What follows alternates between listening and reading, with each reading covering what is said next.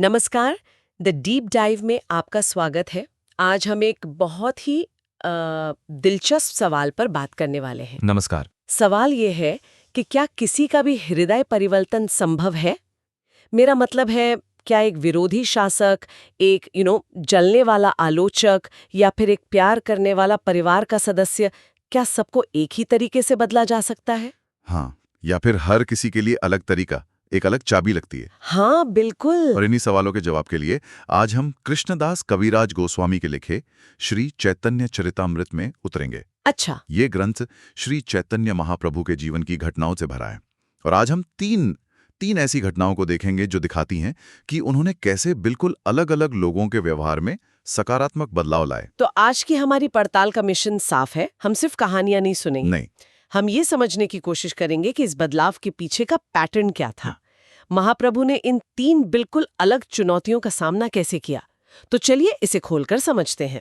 जरूर। तो पहली कहानी है टकराव की। हम्म। और इसमें जो हुआ वो किसी फिल्म के सीन से कम नहीं लगता। एक तरफ शहर का सबसे बड़ा अधिकारी, नदिया का काजी, और दूसरी तरफ हजारों निहत्थे लोग जो बस भगवान का नाम गा रहे हैं। ये टकराव शुरू कैसे हुआ? देखिए, इसकी शुरुआत हुई काजी के गुस्से से। उस समय बंगाल पर मुस्लिम शासकों का राज था और हिंदुओं के लिए पब्लिक में अपने धर्म का पालन करना मुश्किल था, बहुत मुश्किल। खास तौर पर सड़कों पर ढोल मंजीरे के साथ कीर्तन करना, ये एक बहुत ही साहसिक काम माना जाता था और काजी को ये शोर शराबा बिल्कुल पसंद नहीं था। उसे लगा ये मेरी सत्ता को चुनौती दे रहे हैं। और उसने अपनी ताकत का इस्तेमाल भी किया। सुना है कि उसने किसी के घर में घुस के मृदंग मतलब ढोल ही तोड़ दिया था। हाँ, बिल्कुल। और कीर्तन पर पाबंदी रमा दी और यहीं से महाप्रभु का जवाब शुरू होता है, जो असाधारण है। उन्होंने क्या किया? वो डरे नहीं, कीर्तन बंद नहीं किया, बल्कि उन्होंने जो किया उसे हम आज की भाषा में सिविल डिसोबीडियंस या सविनय अवज्ञा कह सकते हैं। अच्छा।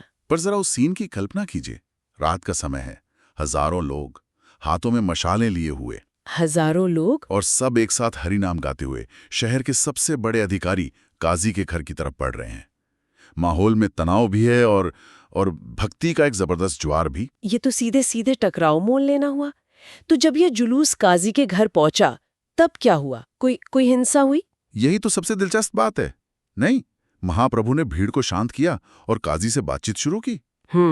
लेकिन ये कोई धमकी या बहस नहीं थी।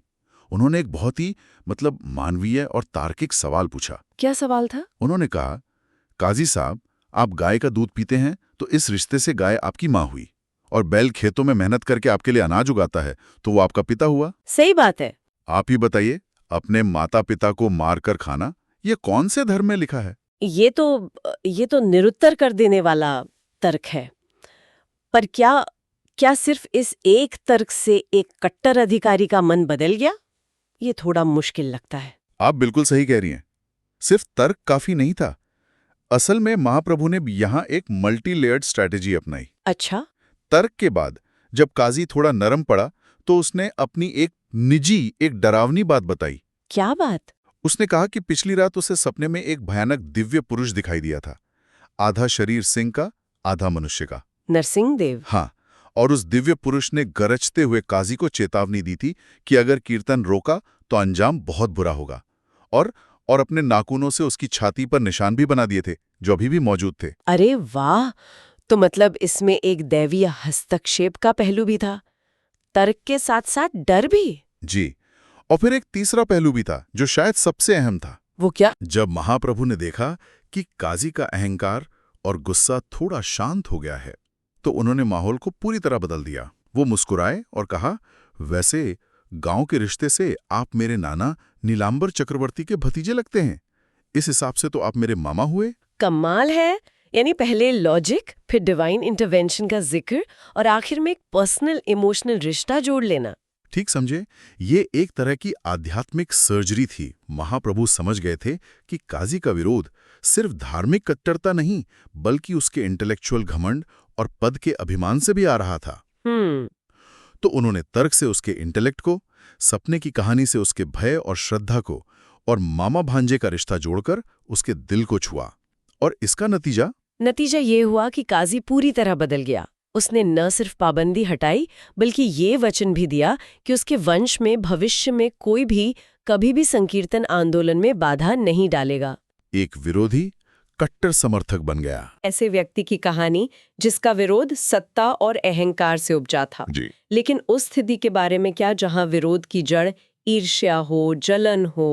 और ये हमें गोपाल चपाल की कहानी पर लाता है, जो भक्तों से, खासकर श्रीवास ठाकुर से बहुत जलता था। हाँ, गोपाल चपाल वो एक विद्वान ब्राह्मण ना, पर उसकी प्रकृति बहुत द्वेषपूर्ण थी। उसे श्रीवास ठाकुर की लोकप्रियता, महाप्रभु से उनकी नजदीकी, ये सब देखा नहीं जाता था। तो उसने क्या किया? उसने उन्हें बदनाम करने के लिए एक बहुत ही घिनौनी साजिश रची। आधी रात को चुपके से श्रीवास ठाकुर के दरवाजे के बाहर तांत्रिक पूजा की सामग्री रख दी। शराब का बर्तन, गुड़हल के लाल फूल, लाल चंदन, ये सब। अच्छा।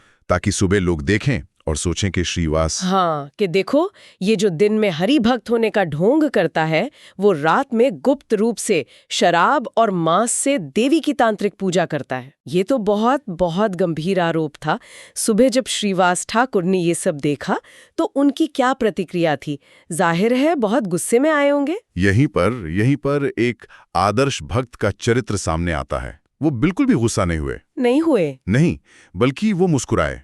उन्होंने आस पड़ोस के सभी भले लोगों को इकट्ठा किया और एक उत्सव के भाव से कहा, देखिए, मैं रात भर भगवान हरि का नाम लेता हूं और उसका फल देखिए। देवी भवानी स्वयं इतनी प्रसन्न है कि उन्होंने मेरे लिए पूजा की सारी सामग्री भेज दी है। एक मिनट, ये सुनने में तो बहुत आदर्शवादी लगता है। क्या ये एक आम इंसान के लिए संभव है? ज्यादातर लोग तो गुस्से से भर जाते, अपना बचाव करते। आपका सवाल बहुत वाजिब है। ये असाधारण इसलिए है क्योंकि ये उस मानसिकता को दिखाता है जिसे महाप्रभु सिखाना चाहते थे। कैसी मानसिकता? कि एक भक्त हर परिस्थिति में, चाहे वो कितनी भी अपमानजनक क्यों ना हो, भगवान की कृपा ही देखता है। श्रीवास ठाकुर ने उस अपमान को पर्सनली लिया ही नहीं, उन्होंने उसे भी भगवान की लीला का एक हिस्सा मान लिया और उस नेगेटिव सिचुएशन को भी एक पॉजिटिव उत्सव में बदल दिया। ठीक है, श्रीवास ठाकुर ने तो अपनी महानता दिखा दी, लेकिन गोपाल चपाल का क्या हुआ? क्या उसके अपराध का कोई नतीजा नहीं निकला? नतीजा निकला, और बहुत भयानक निकला। उस घटना के ठीक 3 दिन बाद गोपाल चपाल को कुष्ठ रोग हो गया। क्या? जी। उसके पूरे शरीर में कीड़े पड़ गए, जिनसे खून और मवाद बहने लगा। दर्द इतना था कि वो बस चीखता चिल्लाता रहता था। ये तो बहुत ही कठोर दंड मिला।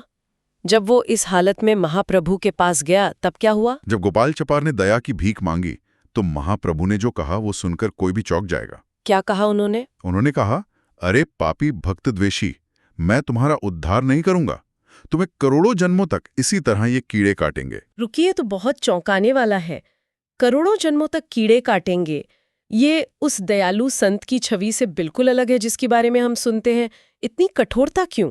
ये कठोरता एक्चुअली एक बहुत महत्वपूर्ण सिद्धांत को स्थापित करने के लिए थी। वैष्णव दर्शन में एक कॉन्सेप्ट है, वैष्णव अपराध। मतलब भगवान के भक्त का अपमान करना। माना जाता है कि भगवान शायद अपना अपमान तो माफ कर दें, पर वो अपने भक्त का अपमान सहन नहीं करते। इसे सबसे गंभीर आध्यात्मिक भूल माना जाता है। अच्छा। तो महाप्रभु की ये कठोरता असल में गोपाल चपाल को सजा देने से ज्यादा इस सिद्धांत के महत्व को स्थापित करने के लिए थी। अगर मैं सही समझ रही हूँ तो ये एक तरह का प्रेसिडेंट सेट करना था कि भक्तों का अपमान करने का नतीजा क्या होता है। तो फिर? हाँ, फिर उसके बचने का रास्ता क्या था? रास्ता वहीं से निकला जहां अपराध हुआ था। महाप्रभु ने उसे साफ साफ बताया, तुम्हारे बचने का सिर्फ एक ही तरीका है। क्या? तुम सीधे श्रीवास ठाकुर के पास जाओ और बिना शर्त उनके पैरों पर गिरकर उनसे क्षमा मांगो। अगर वो तुम्हें माफ कर दें तभी तुम्हारा भला हो सकता है। तो यहाँ सबक ये है कि जिस व्यक्ति के प्रति अपराध किया है, समाधान भी उसी के पास है। बिल्कुल। ये कहानी दिखाती है कि जहाँ काजी का हृदय परिवर्तन तर्क और स्नेह से हुआ, वहीं गोपाल चपाल जैसे ईर्ष्यालु व्यक्ति के लिए एक कठोर और सीधा सबक जरूरी था। उसे अपने कर्मों का फल प्रत्यक्ष रूप से भोगना पड़ा। जी, यहाँ आध्यात्मिक रोग अलग था, इसलिए इलाज भी बिल्कुल अलग था। तो हमने सत्ता के अहंकार और निजी ईर्ष्या से पैदा हुए विरोध को देखा, लेकिन बदलाव हमेशा इतने नाटकीय तरीके से नहीं आता है ना? नहीं, हमेशा नहीं। कभी कभी ये बहुत सहज और प्रेमपूर्ण तरीके से भी होता है, जैसा कि महाप्रभु और उनकी अपनी माँ शची देवी के मामले में हुआ। जी, ये एकादशी व्रत की एक बहुत ही प्यारी कहानी है। अपने बचपन में ही महाप्रभु ने एक दिन अपनी माँ से अनुरोध किया कि वो एकादशी के दिन अनाज न खाएं। अब यहाँ समझने वाली बात यह है कि उस समय के सामाजिक नियमों के अनुसार जिन स्त्रियों का पति जीवित हो, जिन्हें सधवा कहते थे, हाँ। उन्हें एकादशी का पूरा व्रत रखने की मनाही थी। अच्छा, और शची देवी के पति जगन्नाथ मिश्र उस समय जीवित थे, तो नियम के हिसाब से उन्हें ये व्रत नहीं करना चाहिए था। सही कहा, लेकिन अपने नन्हे बेटे के प्यार भरे अनुरोध के आगे उन्होंने किसी सामाजिक नियम या परंपरा की परवाह नहीं की। उन्होंने मान लिया। उन्होंने तुरंत उस बात को मान लिया और न सिर्फ उस दिन बल्कि जीवन भर एकादशी के व्रत का पालन किया। ये दिखाता है कि जहां प्रेम और विश्वास का संबंध होता है, वहां बदलाव के लिए किसी तर्क, चमत्कार या सजा की जरूरत नहीं पड़ती।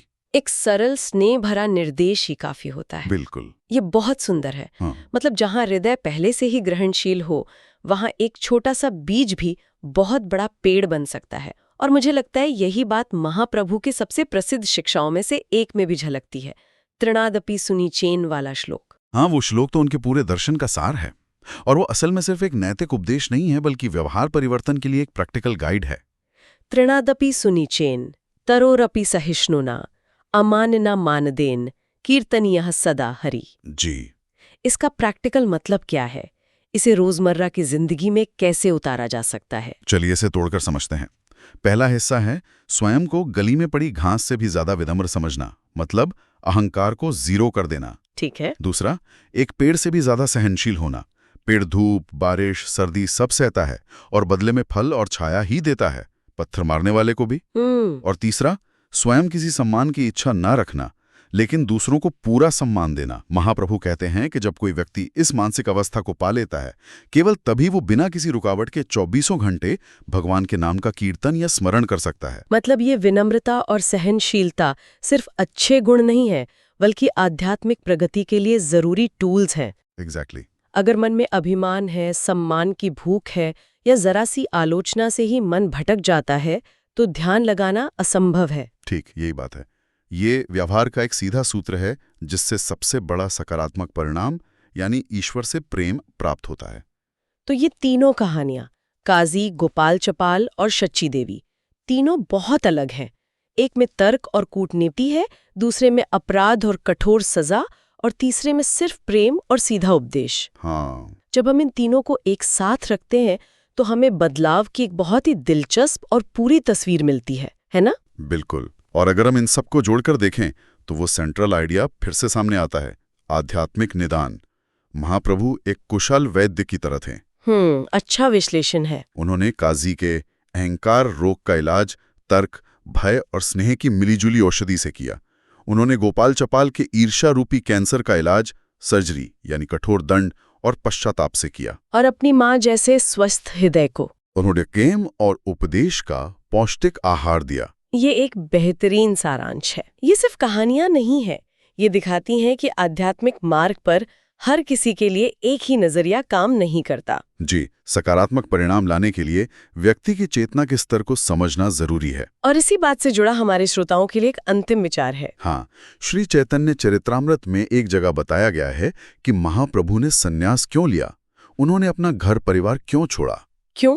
एक कारण यह था कि वे जानते थे कि समाज में कई बड़े बड़े विद्वान और तर्कवादी पंडित हैं जो उन्हें एक गृहस्थ के रूप में सम्मान नहीं देते थे। लेकिन भारतीय परंपरा में एक सन्यासी को, चाहे वो उम्र में छोटा ही क्यों ना हो, हर कोई प्रणाम करता है। ठीक।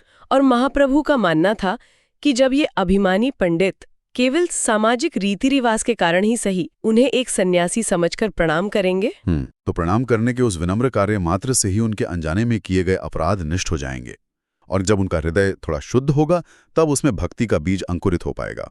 ये तो कमाल की सोच है।